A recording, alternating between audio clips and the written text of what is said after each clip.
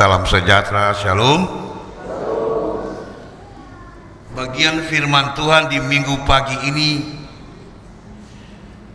menceritakan tentang bagaimana Yesus pada masa remajanya, sesuai kebiasaan di Israel, hari Sabat adalah hari di mana mereka beribadah di dalam sinagogi. Dan bagian ini menceritakan bagaimana Yesus tampil dan membacakan bagian firman Tuhan yang berbunyi, Roh Tuhan ada padaku, oleh sebab ia telah mengurapi aku untuk menyampaikan kabar baik, untuk menyampaikan berita sukacita, agar orang-orang dibebaskan dari berbagai persoalan dan tekanan hidup. Tentu apa yang dibacakan oleh Yesus ini diambil dari kitab Yesaya 61 ayat 1 dan ayatnya yang kedua, bagian ini. Ibu bapak, saudara-saudaraku yang saya kasihi, tentunya Yesus tampil ketika dia menyampaikan firman Tuhan dan pelayanannya. Kesiapannya sangat mantap. Ia sangat yakin dan percaya atas pengutusan dirinya, bahwa Allah sanggup mengurapi bibir, mulut, dan seluruh penampilan orang-orang yang penuh kuasa dengan hikmat surgawi. Kata-kata Yesus begitu indah, membuat setiap mata terbelalak melihat penampilan Yesus yang penuh kuasa. Ibu bapak, dalam ayat ke-23 di sana dikatakan semua orang itu membenarkan dia. Kalau sekarang ada orang khotbah, amin, amin, mereka membenarkan Yesus, amin. Mereka heran karena kata-katanya begitu indah. Namun saudaraku, di tengah-tengah pujian atas pelayanan pemberitaan firman Tuhan, ada tersirat nada-nada sindiran dan ejekan. Kata mereka, bukankah ia ini anak Yusuf? Dengan kata lain, dia ini kan anak tukang kayu. Dia ini kan berasal dari keluarga yang miskin, keluarga biasa-biasa saja. Ibu bapak saudaraku, di balik kata-kata mereka itu sesungguhnya mereka sementara menolak Yesus sebagai Mesias, sindir. Sebab memang dalam konsep orang Israel bahwa Mesias itu datang dengan awan-awan kemuliaan ke dunia, bukan seperti Yesus yang datang ke dunia dengan hina. Itu bukan Mesias yang kami nanti-nantikan, apalagi dia anak tukang kayu.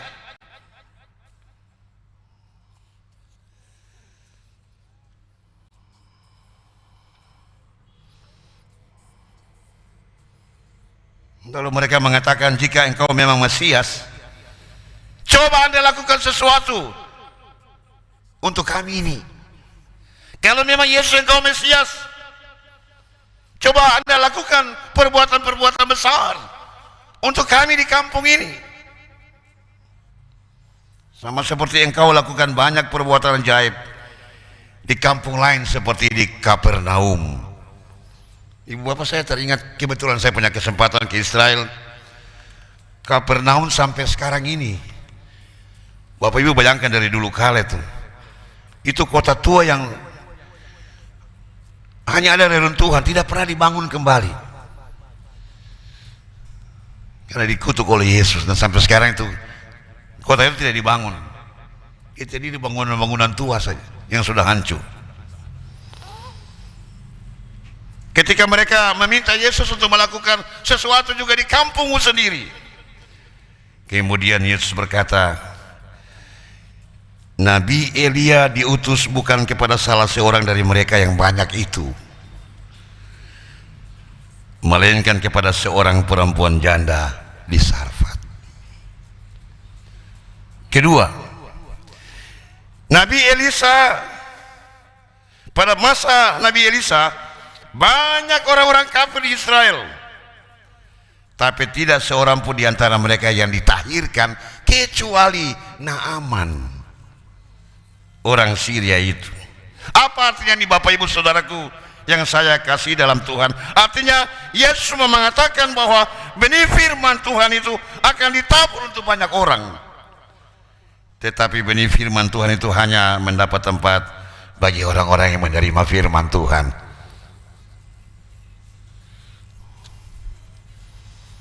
Mendengar kata-kata Yesus ini, mereka lalu menghalau Yesus keluar kota untuk melemparkan dia di tebing yang tinggi. Namun Allah melindungi orang-orang yang diurapinya.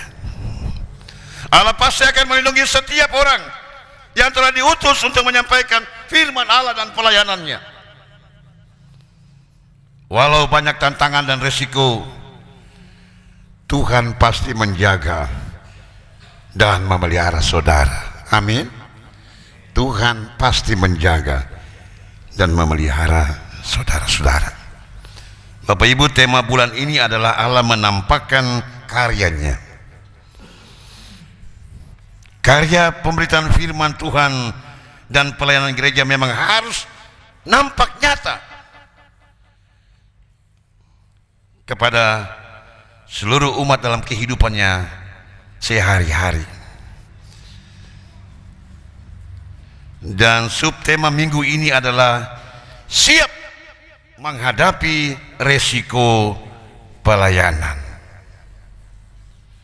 Ini kata-kata yang mudah diucapkan, tapi kadang-kadang sulit untuk kita yakini dan berlakukan dia.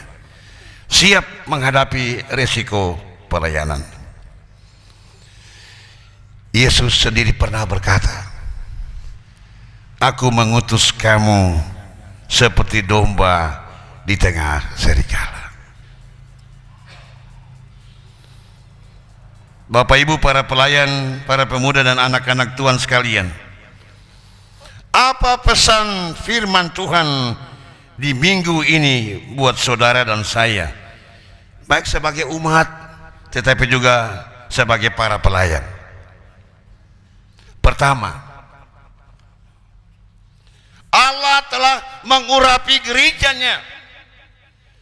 Seluruh umat Kristen, baik para pelayan dan setiap anak-anak, telah dipenuhi oleh Roh Kudus. Yesus sendiri berkata, "Roh Tuhan ada padaku." Roh Tuhan itu sudah dicurahkan bagi kita semua. Kuasa Tuhan sudah dicurahkan bagi semua kita, kepada setiap orang yang percaya, kepada masing-masing kita, teristimewa kepada para pelayan dan hambanya, agar dimanapun kita berada, kita harus senantiasa menyampaikan Injil, kabar baik bagi semua orang. Firman Tuhan harus tetap dinyatakan baik atau tidak baik waktunya.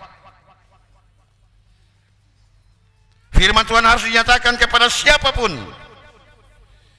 Jangan pernah merasa malu, jangan pernah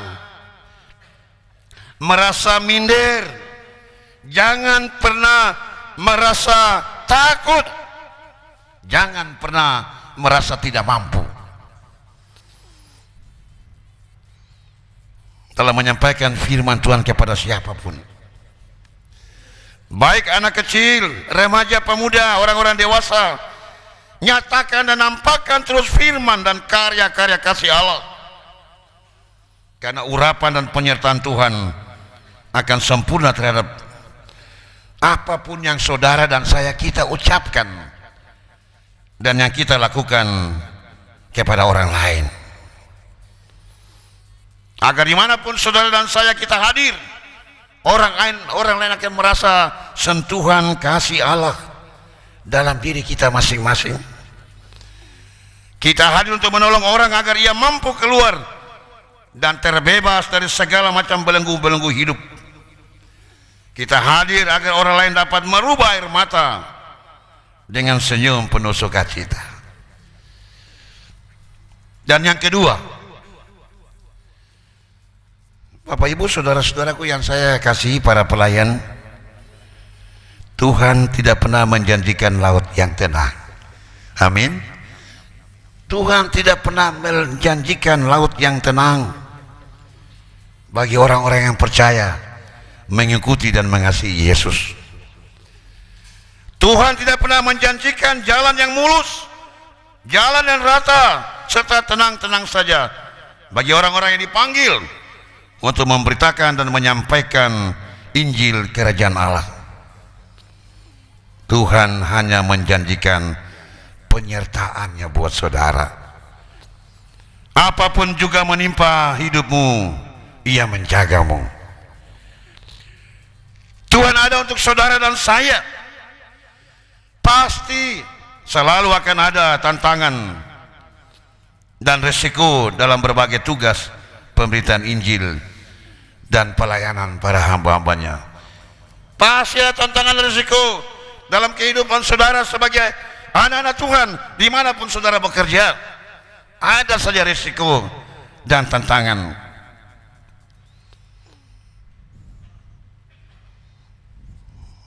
Tuhan berjanji Ia menyertai saudara. Yesus sendiri berkata, Aku menyertai kamu senantiasa sampai pada kesudahan zaman. Itu janji penyertaan Tuhan. Tetaplah kuat. Bagi Bapak Ibu saudaraku dimanapun saudara bekerja, para pemuda, anak-anak Tuhan, teman-teman pelayan majelis jemaat, tetaplah kuat, kenakanlah kerendahan hati dan sabar. Amin. Tetap tenang, kenakan kerendahan hati dan tetap sabar. Yesus berkata,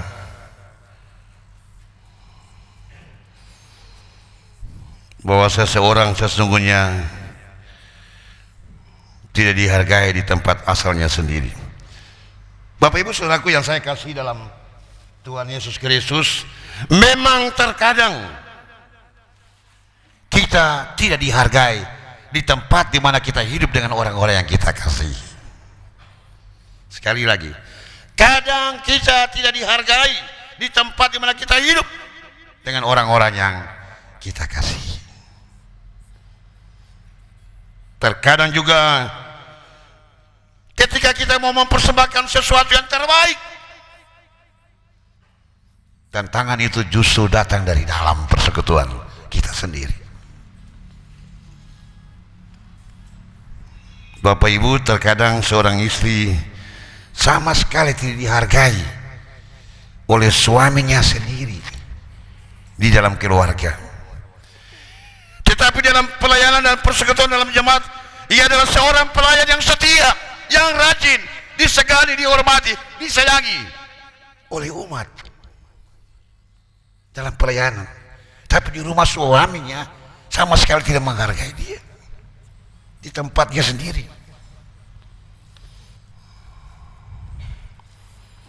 Ada suami bapak-bapak yang orangnya hebat dalam pekerjaan di kantor dan pelayanannya luar biasa di jemaat, tetapi di rumah ia merasa tidak ditopang oleh istrinya, oleh orang-orang yang tinggal bersama di lingkungannya sendiri. Amin bapak-bapak.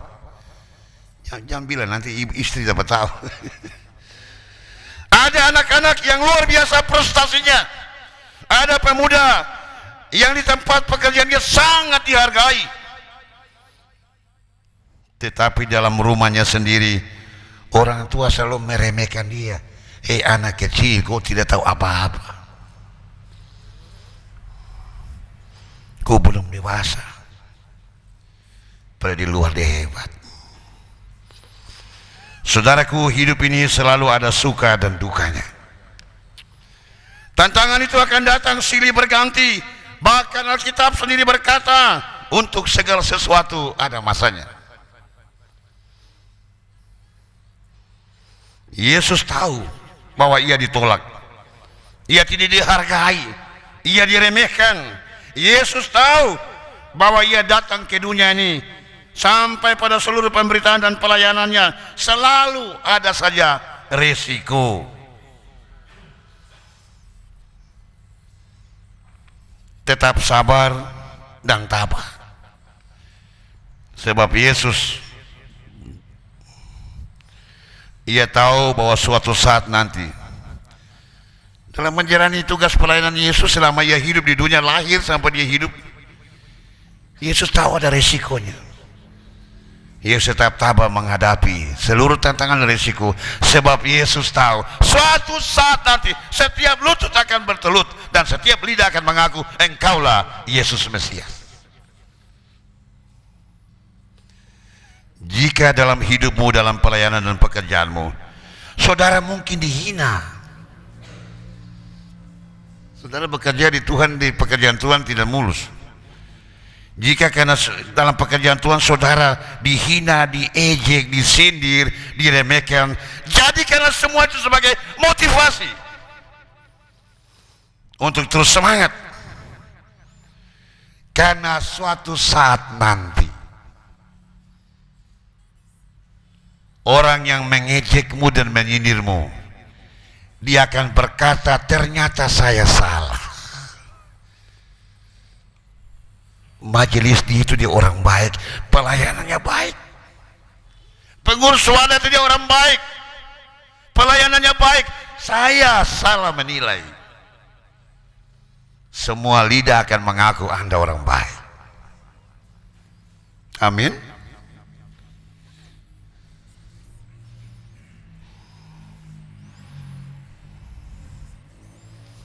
Jalani hidup, jalani tantangan saja. Suatu saat orang juga berkata, anak itu dia orang baik, ternyata saya salah. Saudaraku, setiap tantangan sebaiknya dihadapi dan jangan menghindari masalah. Menghindari masalah tidak menyelesaikan masalah. Hadapi semua dengan tetap percayakan janji penyertaan Tuhan. Ia menyertai saudara dan saya. Sebab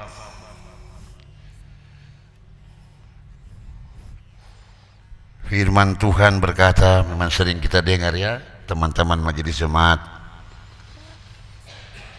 dalam persekutuanmu dengan Tuhan dan pekerjaannya, jeripayamu tidak jatuh sia-sia.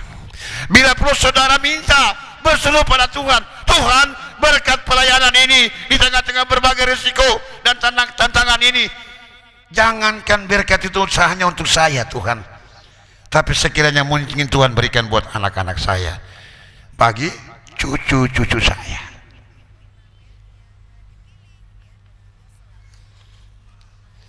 Saudaraku yang saya kasih dalam pekerjaan, yang saya kasih dalam Tuhan Yesus Kristus,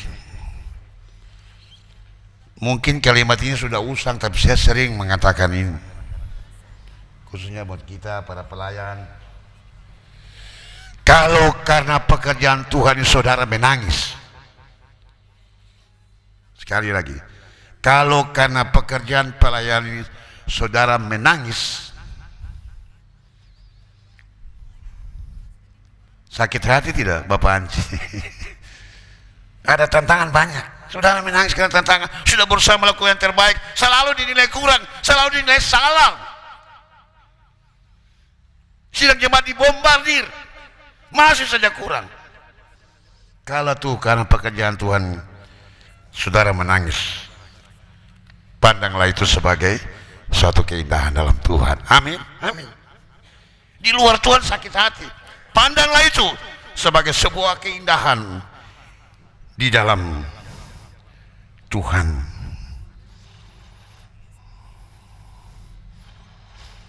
Salib itu tetap ada di pundak Yesus. Bahkan Yesus tetap merangkul salib itu sampai ajalnya tiba. Karena Yesus percaya bahwa mahkota kelak telah disediakan oleh Bapaknya yang di sorga kelak menjadi miliknya. Bapak Ibu ingat itu NKB nomor berapa itu? Saya bukan kadang-kadang saya suka lagu itu.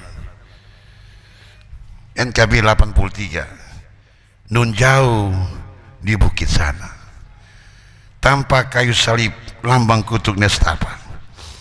Salib itu tempat Tuhan Maha Kudus menebus umat manusia. Salib itu kujunjung penuh hingga tiba saat ajalku. Salib itu kurangkul teguh dan mahkota kelak menjadi milikku. Tuhan memberkati firman-Nya dan memberkati saudara dalam menjalani hidup saudara dan pelayanan ini dengan berbagai tantangan yang datang menimpa saudara. Amin.